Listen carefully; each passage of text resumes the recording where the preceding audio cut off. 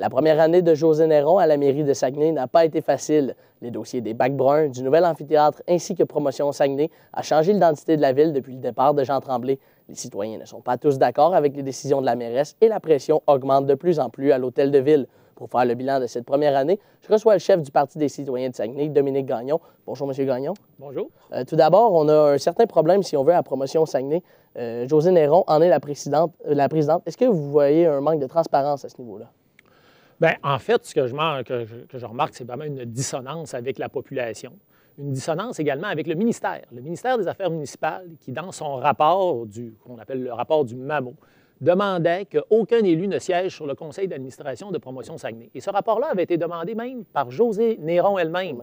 Alors, elle refuse, elle s'accroche. Ça fait penser un petit peu à la saga de Martine Ouellette avec le Bloc québécois qui ne voulait pas quitter, alors que toutes les évidences sont là. Mme Néron doit quitter la présidence de cet organisme-là. Et on a vu le cafouillage incroyable que ça a fait depuis qu'elle est là. En un an, on a passé 5 directeurs généraux, alors qu'un organisme économique comme Promotion Saguenay se doit d'avoir une certaine stabilité pour vraiment progresser puis attirer certains investisseurs, ce qui n'est vraiment pas le cas. Et pendant 20 ans, c'était Jean Tremblay qui était président de Promotion Saguenay. Pourquoi est-ce que maintenant, lorsque c'est José Néron, c'est un véritable enjeu, si on veut? Bien, en fait, on a vraiment étudié toute cette problématique-là, de voir l'influence politique qu'avait le conseil municipal sur un organisme de développement comme il est. Mme Néron a dit toujours en campagne électorale, il faut dépolitiser Promotion Saguenay. Mais on ne dépolitise pas en mettant plus de politiciens. Alors, c'est vraiment là l'enjeu, et c'est ce qui a été démontré par le ministère également. Donc, est-ce qu'on peut dire, selon vous, que Mme Néron a manqué d'avoir les priorités à la bonne place lors de la dernière année? Oui, tout à fait. Je pense qu'on est carrément à côté. Mme Néron aurait dû vraiment se concentrer davantage sur les affaires publiques, faire une saine gestion de notre ville, plutôt que de vouloir siéger à tout prix là, à la présidence du conseil d'administration de Promotion Saguenay. Bien, ça nous amène justement à parler des bacs bruns. Vous en avez été le plus grand combattant, si on veut, lors de la dernière campagne électorale. Selon vous, ils vont être maintenant dans la ville de Saguenay d'ici 2020, si je ne m'abuse. Selon vous, pourquoi est-ce toujours une mauvaise idée? Bien, en fait, les bacs bruns, en soi, ça pourrait être une bonne idée, mais il y a 20 ans. Okay? La technologie évolue, ça avance. Je veux dire, on n'écrit plus à la machine à écrire. Là. On est rendu vraiment dans les technologies. Et c'est pareil au niveau de la robotisation. Alors, c'est vraiment là qu'on est rendu. C'est beaucoup moins cher, c'est beaucoup plus convivial pour le citoyen. On évite des collectes supplémentaires sur les routes. Puis également, au niveau des gaz à effet de serre, on en émet beaucoup moins. On en a discuté en long et en large de tout ça. Et en plus, ça coûte plus cher aux citoyens. Je pense que Mme Néron a complètement manqué le bateau au niveau des bacs bruns. Et le pire dans tout ça, ça a été l'atteinte à la démocratie.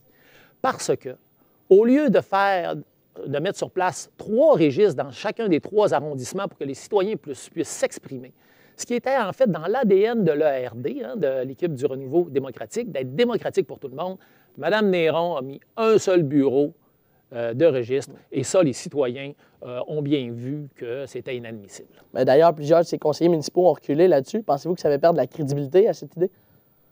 Pardon? Plusieurs de ces conseillers municipaux n'ont pas voulu, si on veut, soutenir José Néron lors des bacs bruns.